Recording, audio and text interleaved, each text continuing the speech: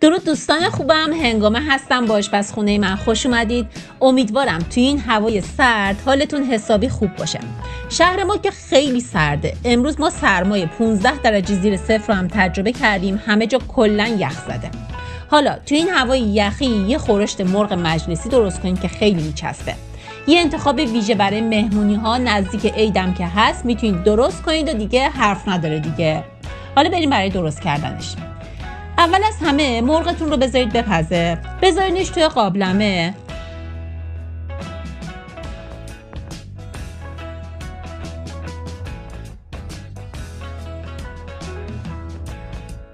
یه دونه پیاز خورد کنید روش.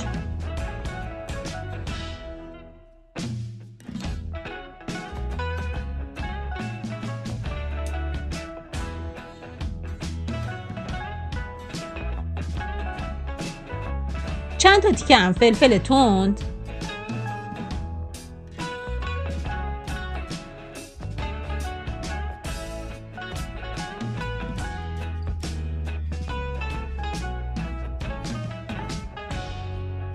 یه خورده نمک و زردچوبه.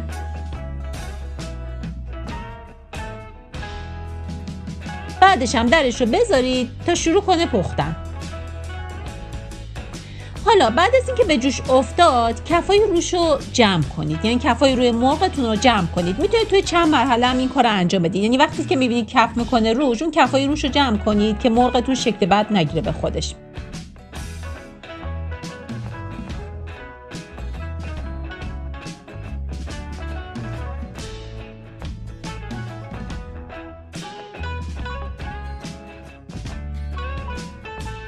بعد از یه ساعت که مرغ پختهش، توی یه مایتابه روغن و کره بریزید.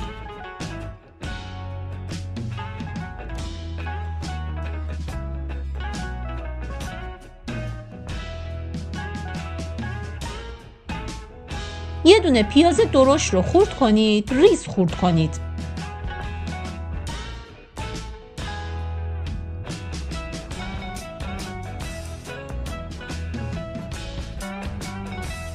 با روغن تفتش بدید تا حسابی طلایی و سبک بشه.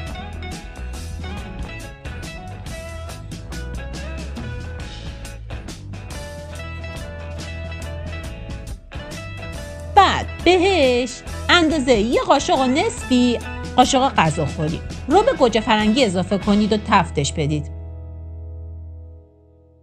رب و پیاز رو انقدر تفت بدید تا خامی ربتون کامل گرفته بشه.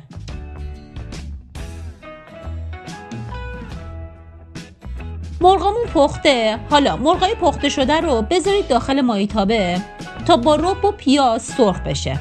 بذارید تفت بخوره. حدود 5 دقیقه تا 10 دقیقه حرارت رو کم کنید. بذارید با رب و پیاز تفت بخوره قشنگ مرغتون.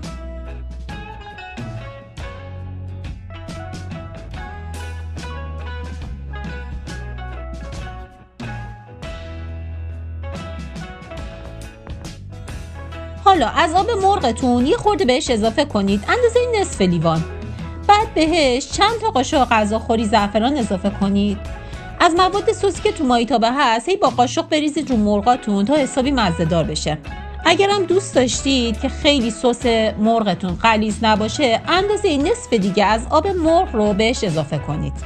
ولی خیلی زیاد آب مرغ بهش اضافه نکنید چون کلا این مرغ مجلسیه، بعد آبش غلیظ باشه. بعد از این کم که یه خورده جوشید زیرش رو خاموش کنید و خورشت خوشمزه‌مون آماده است. از مزهش نگم که حرف نداره. با پلو زعفرانی میل کنید و نوش جان. یه خورش خیلی خیلی خوشمزه که خیلی هم راحت درست میشه، وقت زیادی ازتون نمیگیره. کلا بعد از پخت مرغ و سرخ کردن پیازتون فکر کنم 15 دقیقه زمان آماده کردنشه. فوق العاده است دیگه. من زیاد ازش تعریف نمی‌کنم. حتما درست کنید. امروز هم خیلی ساده و شیک آشپزی کردیم. مرسی که تا آخر ویدیو همراه هم بودید. حتما لایک کنید ویدیو رو، با دوستانتون به اشتراک بذارید، کامنت هم بذارید برام. حتما برای حمایت از منم کانالم رو سابسکرایب کنید، من رو به دوستای خودتون معرفی کنید حتما، و مراقب خودتونم باشید و ویدیوی بعد همدیگه رو می‌بینیم.